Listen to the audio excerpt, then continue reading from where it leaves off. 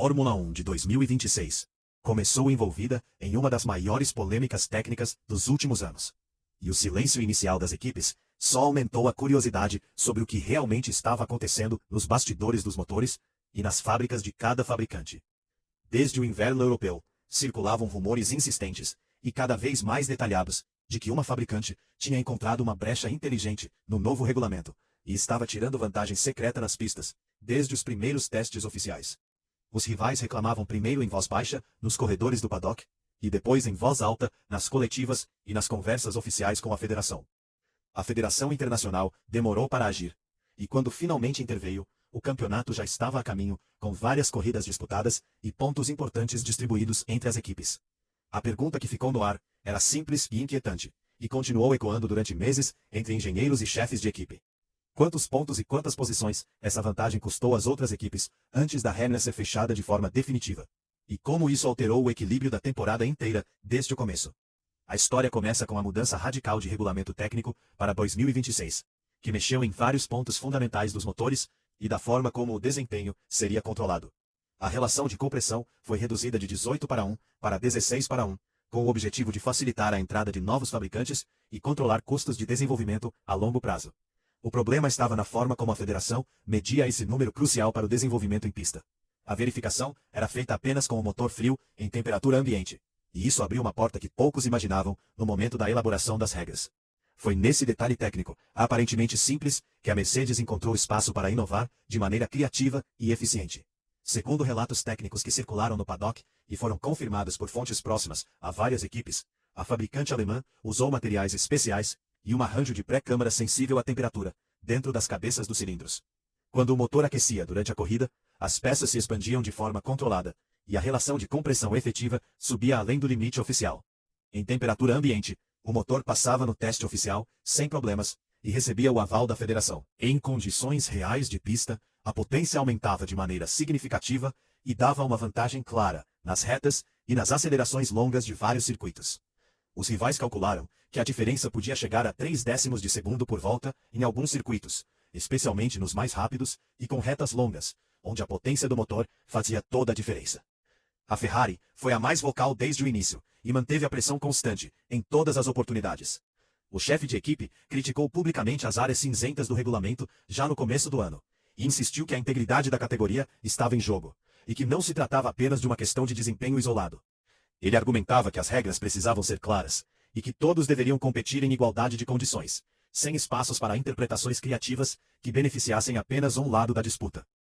A Mercedes se defendeu com firmeza em todas as oportunidades e em todas as coletivas de imprensa. O chefe da equipe alemã afirmou que o motor respeitava a letra do regulamento original e que qualquer mudança precisava de consenso amplo entre as fabricantes para não prejudicar o trabalho já realizado e os investimentos feitos ao longo dos anos anteriores.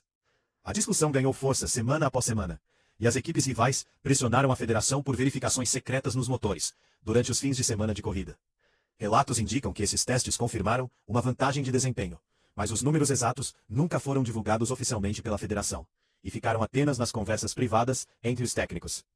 A resposta da federação veio no final de maio, depois de meses de pressão crescente e de reuniões intensas entre todas as partes.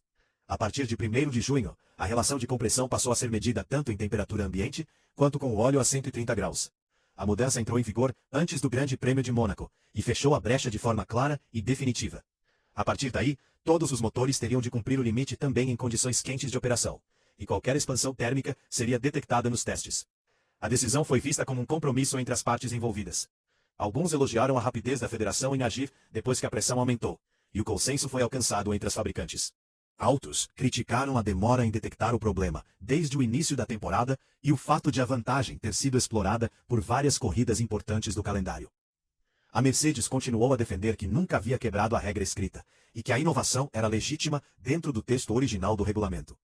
A Ferrari insistiu que o espírito do regulamento tinha sido explorado e que o atraso na correção prejudicou a disputa justa e o equilíbrio do campeonato desde as primeiras etapas. A polêmica deixou marcas profundas, além da mudança imediata de regra, e continuou sendo tema de conversas longas no paddock durante toda a segunda metade da temporada. Ela expôs a dificuldade de escrever regulamentos que fechem todas as possibilidades de interpretação criativa em uma categoria tão avançada tecnicamente e com tantos recursos de desenvolvimento. A federação organizou workshops e reuniões técnicas para ouvir as equipes e tentar melhorar o processo de elaboração de regras futuras. O objetivo era criar um ambiente em que as preocupações fossem levantadas mais cedo e as soluções fossem construídas em conjunto, para evitar surpresas no meio da temporada e prejuízos a quem seguiu a regra de forma mais restrita. A Red Bull manteve silêncio público durante boa parte do episódio, o que só aumentou as especulações sobre sua própria posição no assunto, e se havia ou não explorado algo semelhante em seu projeto. Outras equipes passaram a revisar seus próprios projetos, com mais cuidado, para evitar situações semelhantes e garantir que estavam dentro tanto da letra quanto do espírito das regras. O impacto de longo prazo ainda é debatido nos bastidores e nas análises técnicas, meses depois do fechamento da brecha.